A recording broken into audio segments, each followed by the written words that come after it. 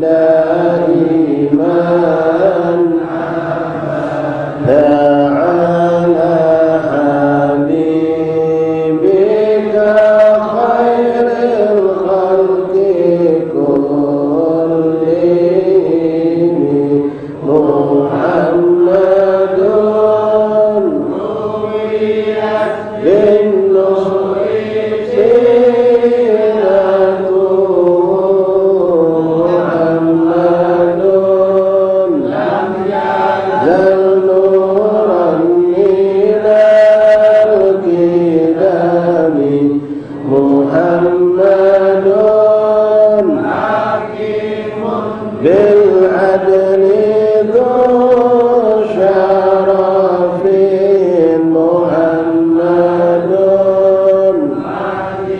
ذو الإنعام والإكرام مولاي صل وسلم دائما أبدا على حبيبك خير الخلق كلهم محمد رق الله من مضر محمد ورسل الله كلهم محمد حق النبي محمد لن على آل مولاي صل وسلم دائما أبدا على حبيبك خير الخلق كلهم محمد ذكره لأنفسنا محمد فرض على الأمم kasih Ameli tunjukkan dunia bahjatuha Muhammadun kul ghammati wabdulami maulaya salli wa sallim daiman abada ala habibika khairil khalqi kullihim Muhammadun dan tabat managimu Muhammadun Ar-Rahmanu bin ni'ami Muhammadun Rahmatul bari wa niratuh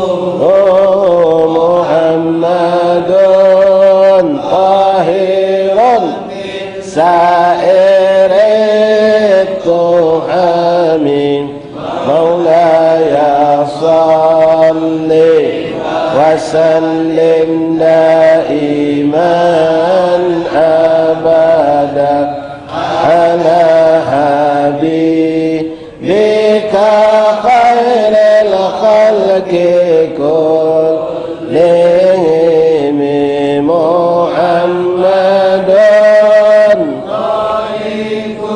للضيف مكرم محمد جاره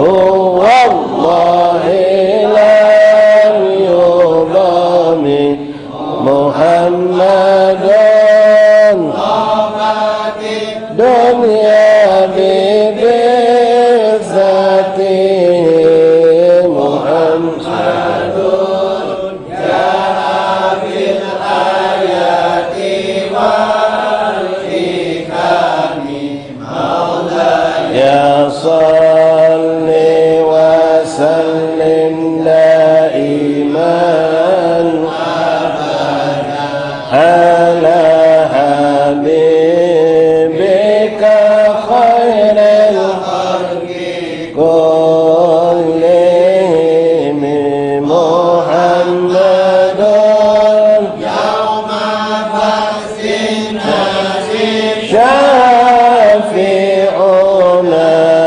محمد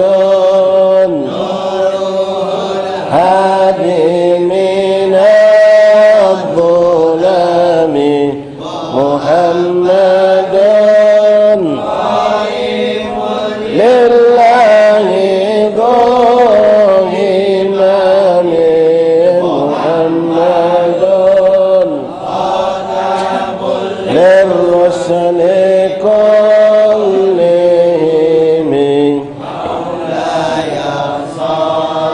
لي وسلم دائما أبدا على حبيبك خير الخلق كلهم اللهم صل وسلم وبارك عليه.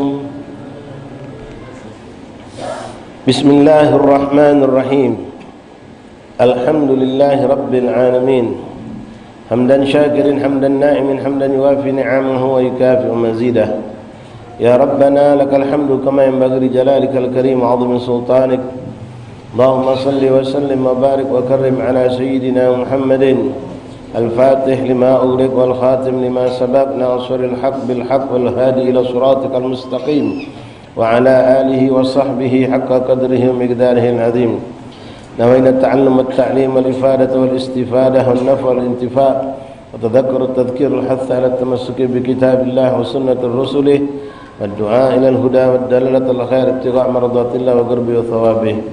اللهم أغننا بالعلم وزينا بالحلم أكرمنا بالتقوى جملنا بالعافية يا أرحم الراحمين. رب اشرح لي صدري ويسر لي أمري واحلل عقدة من لساني يفقهوا قولي. سبحانك لا علم لنا إلا ما علمتنا إنك أنت العليم الحكيم. وتب علينا يا رب إنك أنت التواب الرحيم. اغفر لنا وارحمنا وأنت خير الراحمين فانصرنا على القوم الكافرين.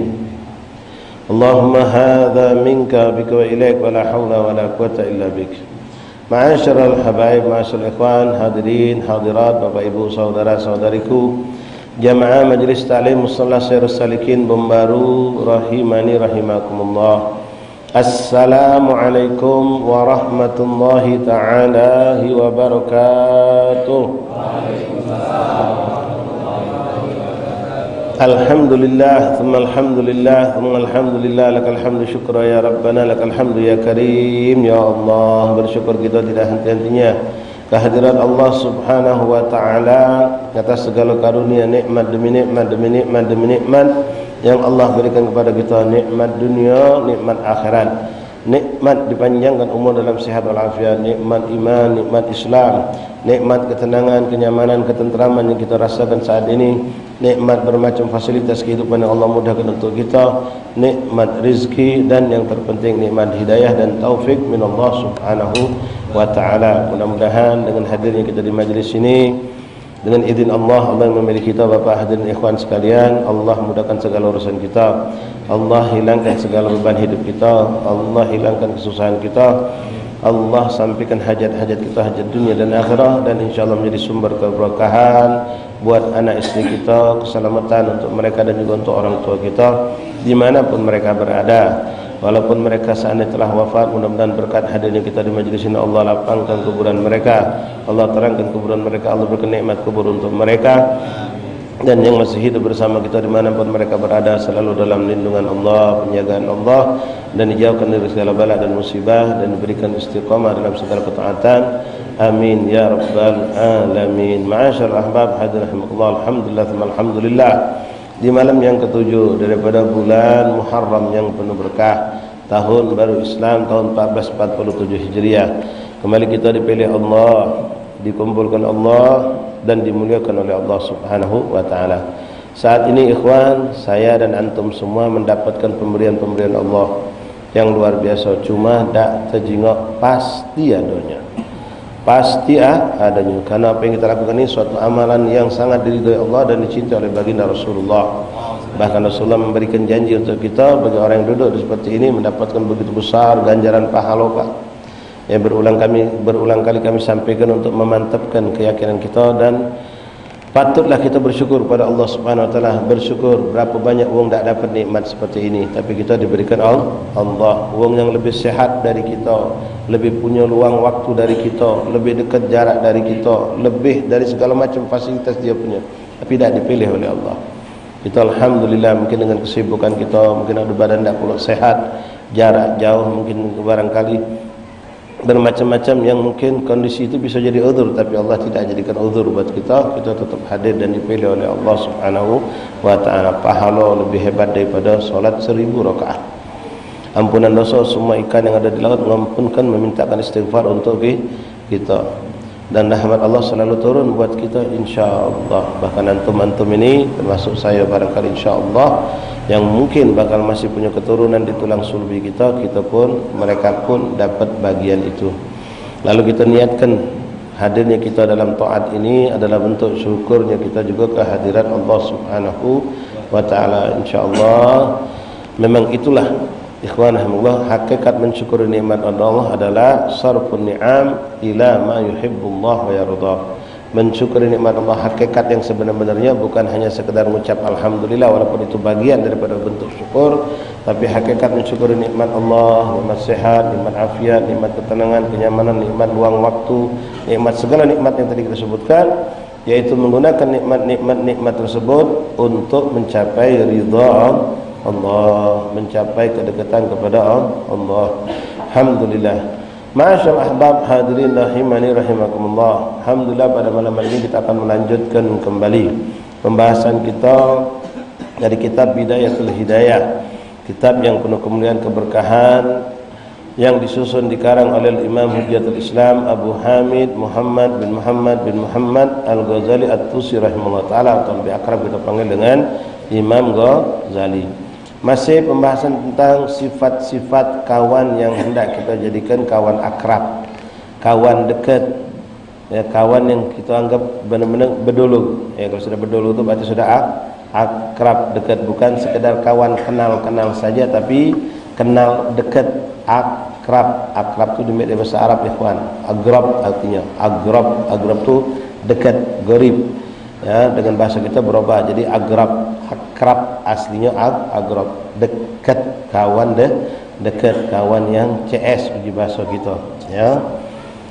Semakan seminum, jalan bareng, ada apa-apa kita selalu ngobrol sama dia, tukar pikiran sama dia. Kita senang, dia melok senang, kita susah, dia melok susah, dia senang, kita melok senang walaupun kita lagi tak senang. Dia susah, kita melok susah walaupun kita sedang senang. Itu baru kawan yang siap berkorban, membantu kita dalam segala masalah kesusahan kita, yang selalu bersama kita saat kita senang dan jaga saat kita susah. Ada orang ni kalau kita senang rapat, kalau kita susah berlari cepat, ya, tidak dekat kita. Itu na'udzubillah. Baik, kemarin sudah disebutkan di antara sifat-sifat mereka itu yang nak kita jadikan kawan akrab, kawan dekat. Pertama, orangnya cerdas, kalau pacak, ya, agil, cerdas. Kemudian akhlaknya bagus. Ya, akhlaknya bagus. Kemarin sudah kita sampaikan, akhlak itu termasuk adalah di dalamnya etika, sopan santun. Tapi kalau sopan santun atau etika itu bertentangan dengan syariat Allah, maka tidak dikatakan akhlak. Kemudian ikhwan rahimakumullah, yang ketiga, salah, artinya orang itu wong baik. Wong baik, saleh. Ya, tidak nampak dia banyak melakukan keburukan atau kesalahan, apalagi dosa besar. Dosa kecil jarang, apalagi dosa besar jauh. Sunnah selalu digawekan, yang makruh jauh, apalagi dari yang haram. Nah, kalau temu kawan yang model macam itu, maka akrablah kita sama dia. Ya, hubunglah dengan hubungan yang baik, irtibat, ada ikatan kita sama dia. Ya, hubungan yang pertama dalam hubungan baik kita dalam berkawan, wong yang model macam itu. Kemudian ikhwani rahimani rahimakumullah, jangan bergaul dengan wong yang sebalik dari yang tadi, wong yang ghafil, yang kalau kita jengok dia banyaklah dalam lalainya, bahkan tidak jarang terjengok dia dalam kemaksiatan. Jangan kita ngomong dia aku tak melok-melok gawe dia. Sudah kita jelaskan berulang kali ikhwan. Ya, efek buruknya pasti kena di kita. Menjalis janis. Wong yang galak duduk dengan sekelompok wong akan menjadi bagian dari kelompok tersebut. Ya, kalau kita duduk sama wong yang buruk, mau tak mau kayak minimal efek buruknya wong akan menganggap kita sama baik.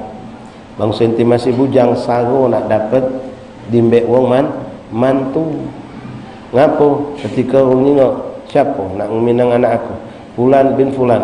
Siapa kawan-kawannya dulu. Pas disebut ke kawan-kawannya tu wong yang tak baik, ai kacik bucunya budak itu nak ambil anak aku, kacik cerita. Mugolah dia berduit, mugolah dia katanya tu orang baik, tapi kawannya tak benar. Tak akan ambil wong. Tapi kita orang yang biasa-biasa bergaul dengan orang baik-baik. Siapa kawan dia tu bergaul banyak sama budak-budak, kenal ustaz ini, kenal seorang. Ustaz galau kawan dia. Misal kawan majlis, pedagang yang kenal dia, pedagang yang baik, pokoknya yang baik kalau. Masya-Allah. Orang akan menerima kita. Ma'asyal ahbab rahimani rahimakumullah. Lalu sifat yang keempat, yang kemarin juga telah kita sebutkan sebagian, kita lanjutkan sekarang. Ar-rabi al-hirs. Fala tashab harisan 'ala dunya. Kalau nak berkawan yang ngajak kita sampai ke akhirat, jangan akrab dengan wong hatinya, pikirannya cinta dunianya berlebih. Dunia ni kita ambil ikhwan, kan kita hidup di dunia, kita butuh dunia. Tapi kalau sudah ketemu wong ada hitungannya dunia, ada hitungan galau buat dia. Ya, asal pembicaraan tentang dunia itulah, tahu galau urusan dunia dia. Ada hitungan galau buat dia, sudah jangan ngakrab dengan wong ini. Kenapa? Kita akan jauh dari Allah. Jauh dengan ingat akhirat, lupa dengan mati, ikhwan. Wong berebut jabatan, berebut kekuasaan, berbisnis nak mangkas ni pengen dia paling maju, paling depan, paling sukses, sampai yang haram digawe kenyo, berbuat dolim, tipu muslihat dikerjakannya. Yang macam itu cukup kenal baik, jangan diakrabi. Karena orang seperti itu biasanya berambisi. Kalau sudah berambisi ngejar dunia, dia akan mencari jalan agar mencapai cita-citanya. Dia tidak peduli lagi yang halal sama yang haram. Kebanyakan mereka kalau sudah mencampurkan modal usaha mereka dari yang haram atau mencapai suatu kedudukan dengan cara yang haram, maka hasilnya dihukumkan haram juga. Kalau kita akrab sama mereka ikhwan, mau tak mau kita akan temakan teminum dari yang haram. Karena akrab, bergaul terus, kemana bagang. Apalagi kita ni orang buntu, kemana jalan sama dia, pasti yang mayari dia. Tak kadang kita nak mayarinya, sengainya pas kita nak mentuk duit. Nah ini bajunya, kartu dia punya, ketek lagi tak pernah megang duit dia. Kita nak mentuk duit, sengainya. Ya, besok diajak lagi terus kemana-mana melok. Ya, dari hasil dari rezeki yang haram tersebut. Nah ini bahaya. Kedua ikhwan, kebahayaan ini kita akan pola pikir kita pun akan berubah. Pola pikir kita pun akan berubah. Kelicikan-kelicikan yang kita dah tahu jadi tahu. Akhirnya kita terfikir, oh iya ni aneh, lumayan juga akhirnya terpelok. Fala tashab harisan 'ala dunya. Jangan kau bergaul akrab dengan wong yang cinta dunia. Dunia itu macam-macam ikhwan. Tadi sudah kita contohkan jabatan, kekuasaan, dunia dalam makna harta. Ya, kalau untuk ulama, untuk ustaz, untuk kiai, itu dunianya apa? Ujian. Punya pengikut banyak, ngerasa bangga dia punya murid banyak, itu dunia juga. Ujian, sanjungan, penghormatan, itu sama. Intinya kata ulama, dunia itu apa? Apapun yang menghijab engkau dengan Allah, yang memisahkan engkau dengan Allah, itu adalah dunia. Ya. Fala tashab harisan 'ala dunya fasuhbatuhu harisun 'ala dunya summul qatil. Kalau kau bergaul dengan orang yang kerjaan dunia luar biasa, dak siang dak malam sampai di rumah online lagi, dalam melek mata tengok HP, pokoknya masya-Allah. Ya, bahkan mana cara sampai kita saksikan dengan kelicikannya dia bisa membuat toko lain tutup. Dia yang maju, dia yang jalan dewek, dia yang jaya. Ini orang bahaya. Maaf ikhwan, walaupun kita saksikan dia tidak terjun kepada yang haram, tak sampai, tapi cinta dunia luar biasa. Sampai maaf, tak sempat pergi jenazah, tak sempat solat Jumat di awal waktu, tak sempat pergi tahlil, tak tercicip mijak masjid. Sibuk kan. Orang ada masjid kalau dia masih layan langganan. Ya. Masya Allah. Yang macam itu jangan ikhwan. Ya, kalau kita dekat sama dia, kaget ngakrab binjuknya job apalagi model kamu yang banyak nganggur kosong nih. Ya, binjuknya job ni gawian, akhirnya kita pun jadi lepas. Nah, orang seperti itu seperti apa kata Imam Ghazali? Summul qatil, seperti racun yang membunuh. Racun itu kadang-kadang ada yang kontan, tapi banyak yang perlahan. Perlahan. Seperti kita makan bahan-bahan kimia dari jajanan, makanan-makanan anak kita. Tidak langsung, tapi lama-lama mulai terasa. Paruh kita bermasalah, jantung kita bermasalah, apa dia lagi? Empedu, apa lagi?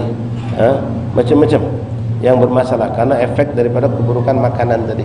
Nah, itu bagaikan racun juga seperti itu. Thummul qatil li'anna taba'al majbulatun ala tashabbuh wal iktida. Karena sifat manusia apalagi yang bercocokan dengan hawa nafsu itu biasanya akan melok dengan apa yang di depan matanya, apa yang dekat sama dia. Ingat si fulan tantum dapat duit lagi, dapat duit ngangkat telefon, laju kelah jadi gitu.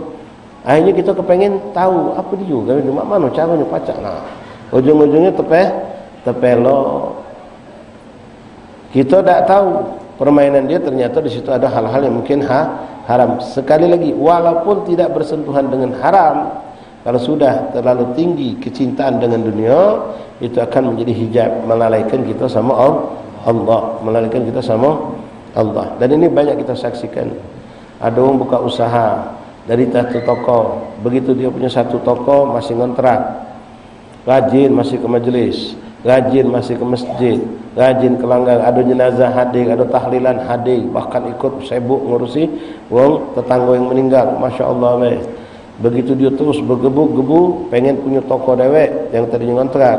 Ya, ini logika manusia hitungannya benar, tapi kalau kita tidak bisa mengendalikan, kita bisa kebablasan. Sampai akhirnya ngejar target dia punya toko, berusaha lagi terus sampai akhirnya dia mulai dak kejingoan di masjid. Akhirnya dapat toko tadi sudah maju, tambah lagi, datang pemikiran lagi macam-macam, muka cabang. Begitu muka cabang tambah lagi, maghrib dak terjingok di majlis, jenazah dak terjingok. Begitu cabang satu maju, muka cabang lagi dua. Dia bangga, alhamdulillah berkah usaha ana. Ini orang tertipu, bukan berkah. Kalau berkah itu mendekat kita dengan dunia yang kita dapat, kita lebih dekat kepada Allah. Justru dia mundur. Tambah punya cabang 2-3 tempat usaha, repot ngitungnya, repot ngontrolnya, sampai dia tadi tak sempat ke majlis lagi. Jenazah tak sempat hadir. Tahlilan pun lewat.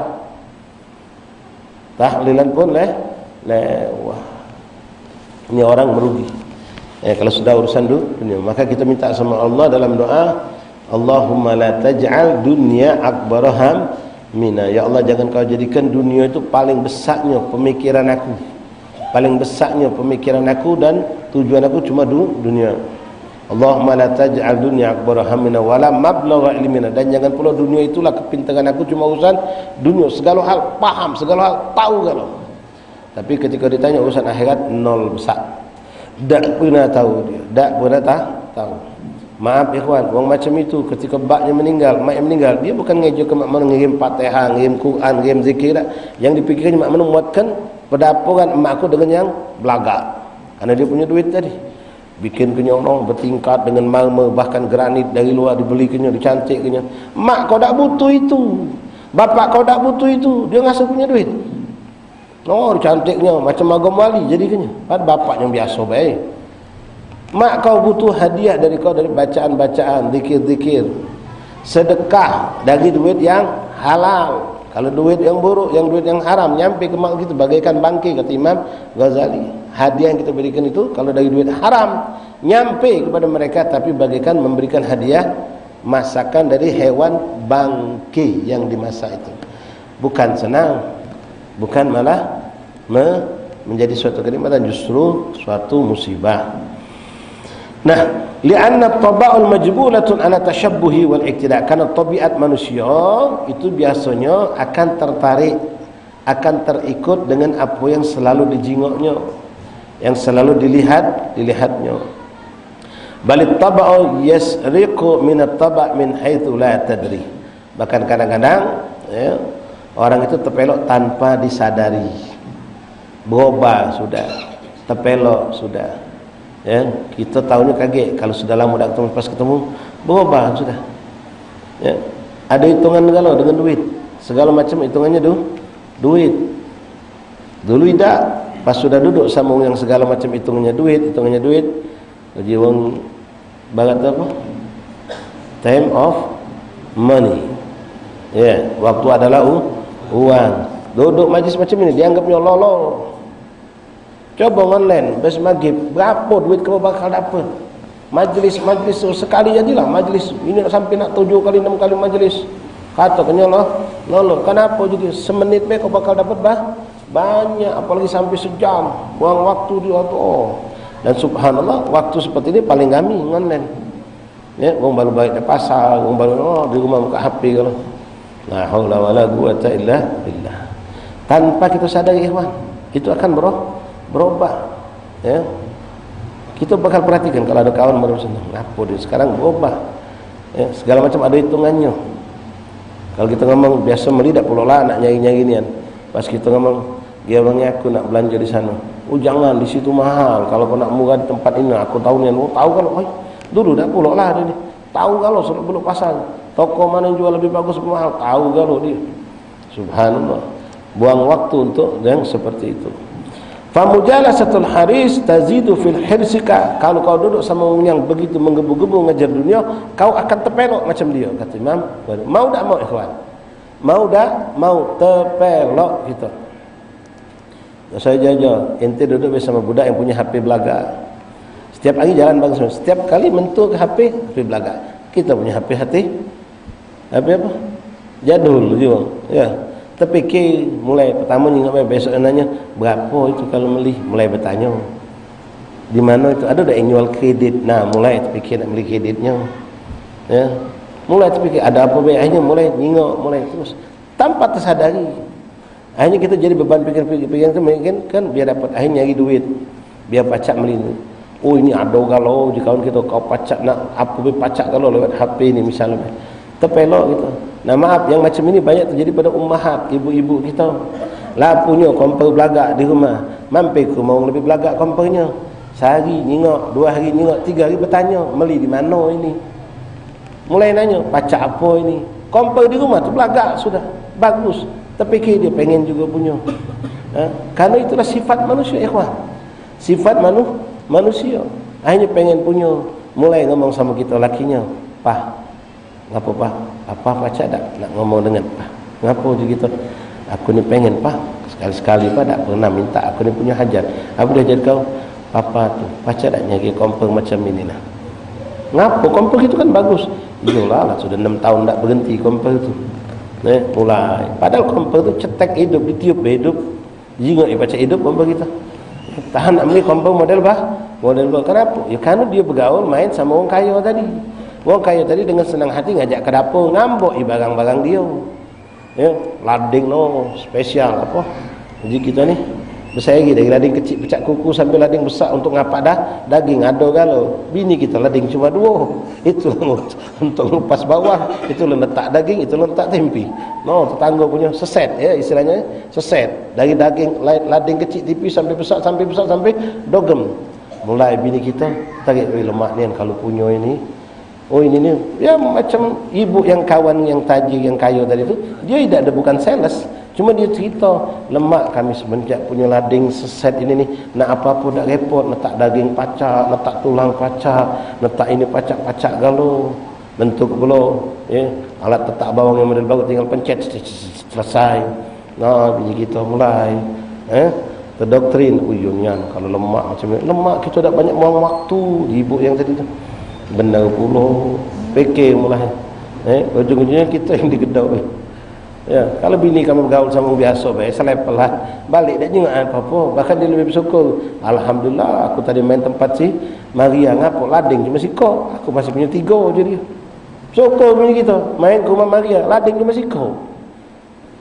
Kita punya 3, bersyukur bini kita. Tapi bergaul sama bini Pak Joni tadi, Ibu Susi lading seset.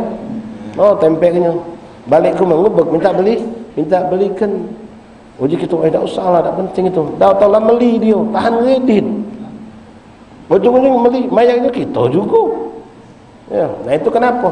Mau tak mau, terdoktrin akan melihat, nyengok. TV je itu juga. Apa pun ikhwan. Kalau kita paling kita masih TV palingnya. Tip, HP, kalau yang sudah lepas pucuk mungkin motor, mobil.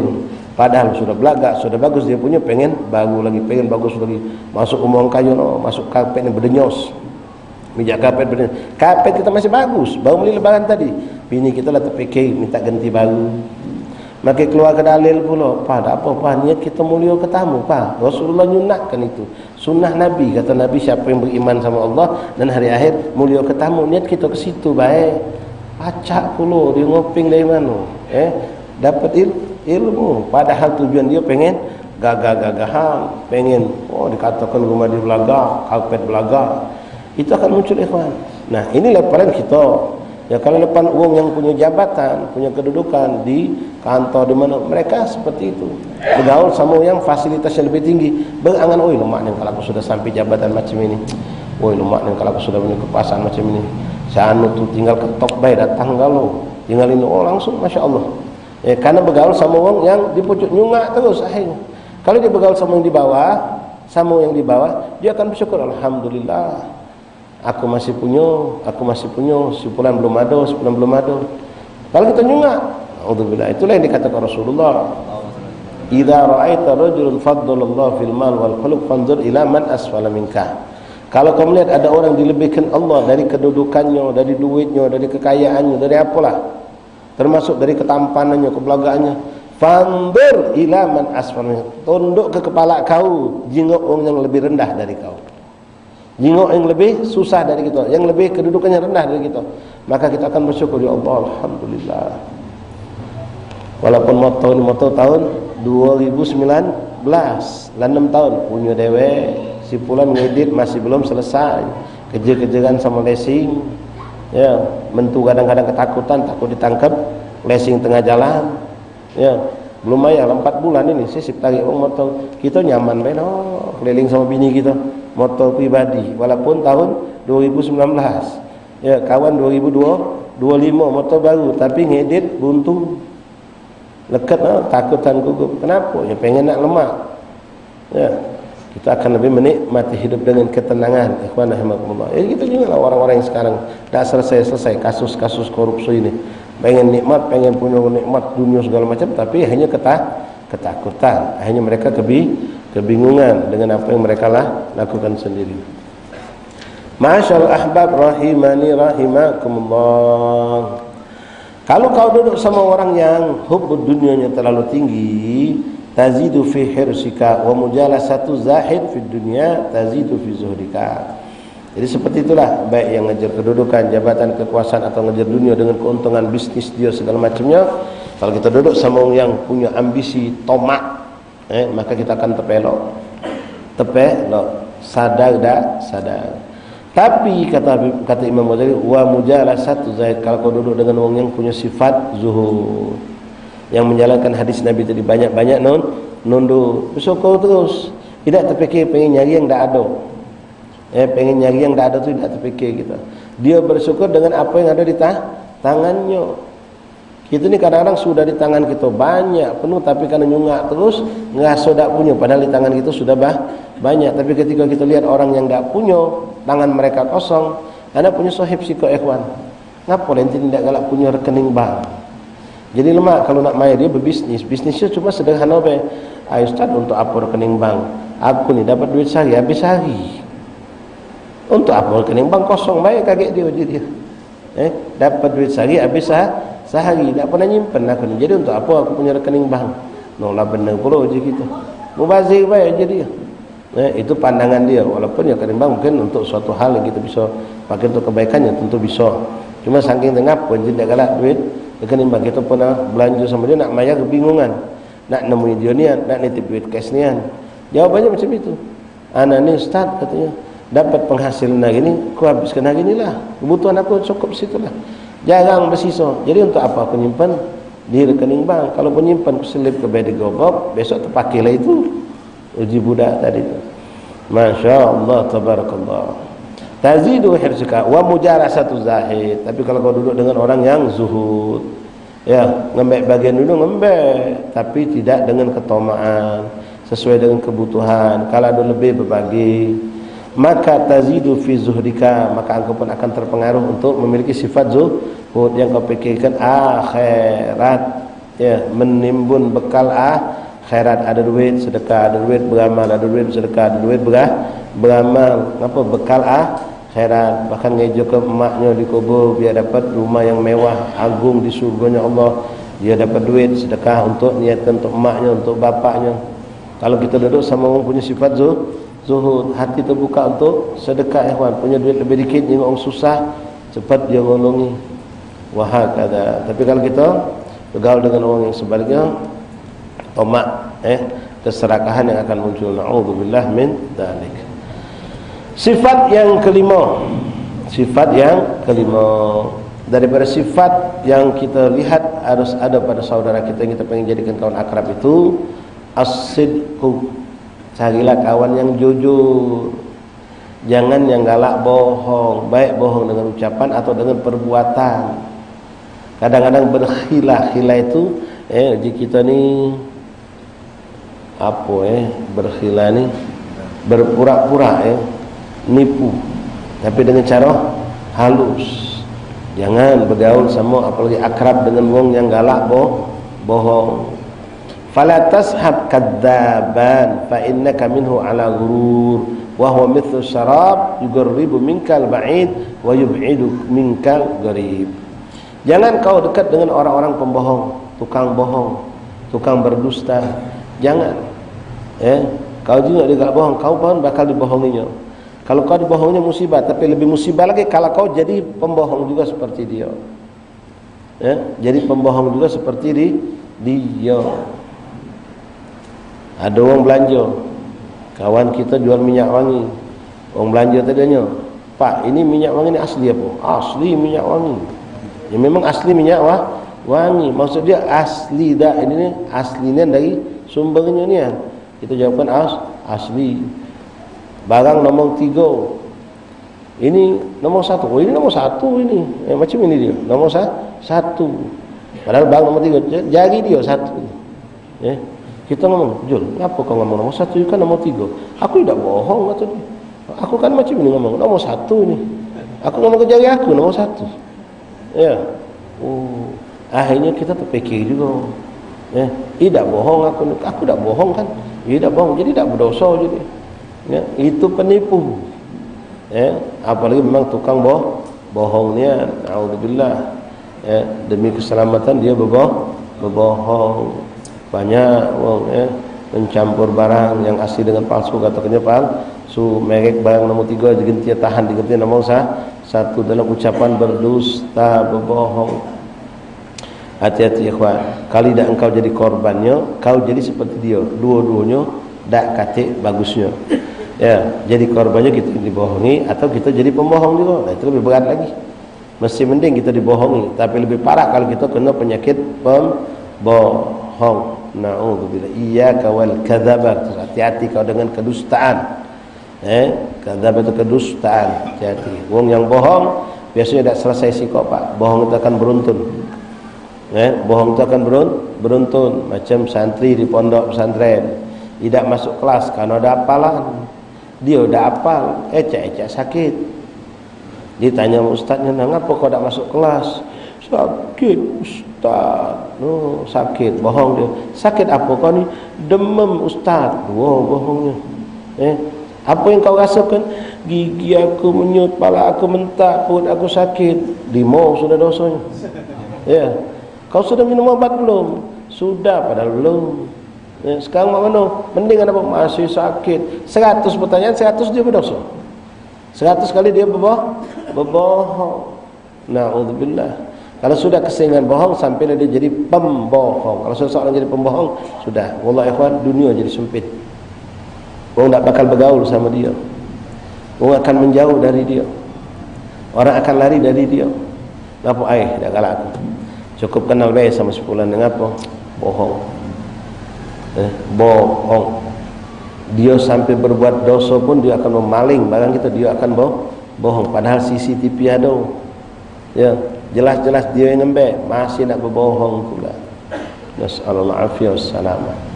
Bohong ini seram, dunia bisa membuat orang berbohong. Dunia bisa membuat orang demi dapat dunia. Fala tashab kadzaban fa innaka minhu alal ghurur. Kau akan celaka, kau akan binasa, kau akan tertipu. Wa huwa mithlus sarab. Wong tukang bohong itu seperti fata morgana yang ada di jalan. Nah, kalau kamu nyingok, kalau musim panas di tembokan, ujung pingin strat jalan aspal itu. Kalau musim panas kita jengok dia pecah ada genangan banyu. Pas kita dekat tidakkah katik. Nah, seperti itulah ditipunya. Pembohong itu tipu. Yugarribu minkal ba'id, mendekatkan engkau kepada yang jauh. Wa yub'iduka minkal gharib, wong jauh didekatkan, yang dekat jadi jauh. Kalau kita bohong, wong yang jauh tu tidak tahu kita bohong ni.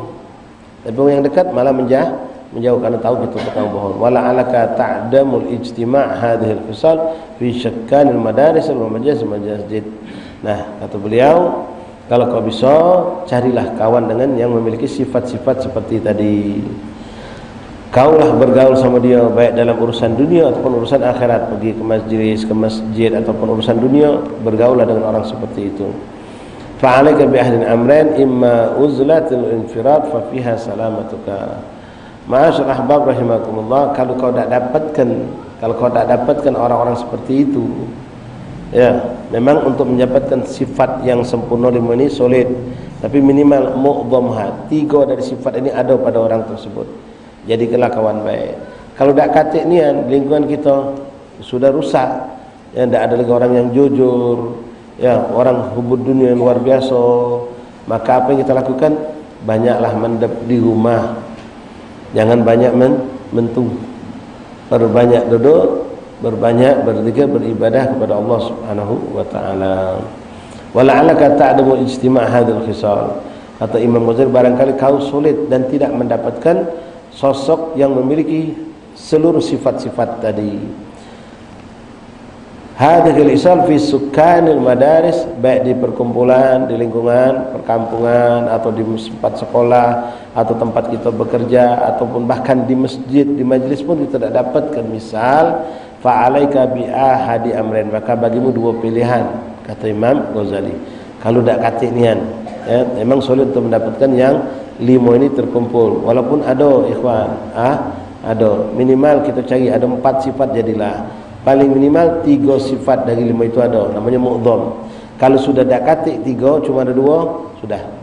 Berarti kondisi tidak mengatakan kondisi sedang baik-baik saja, tidak sedang baik-baik saja. Pilih antara 2, kata beliau, fa'alaika bi ahdi amrain, imma uzlati wal infirad fa fiha salamatuka. Yang pertama, kau banyaklah mendap, jangan banyak mentu untuk hal-hal yang baik-baik.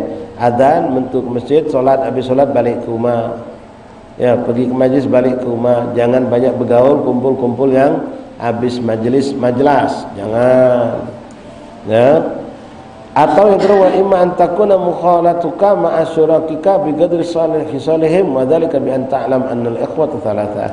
Atau seperti tadi, ya, benar-benar mendap di rumah mentu untuk hajat yang penting-penting saja, atau bergaul untuk sekedar kebutuhan dunia kita. Wallahu a'lam. Insyaallah di sini masih ada penjelasan lain dari Imam Ghazali. Biidznillah subhanahu wa taala kita akan sambung pada pertemuan malam Kamis yang akan datang insyaallah taala. Wallahu a'lam bissawab. Fadhal adzan isya. Yang nak berwuduk barangkali jatuh.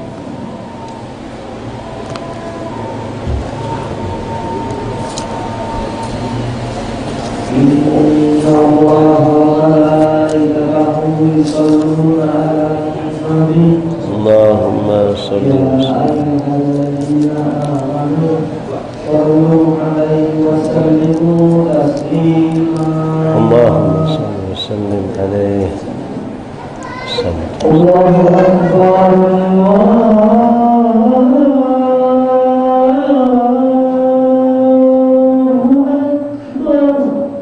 Allahu Akbar, Allahu Akbar. Marhaban bil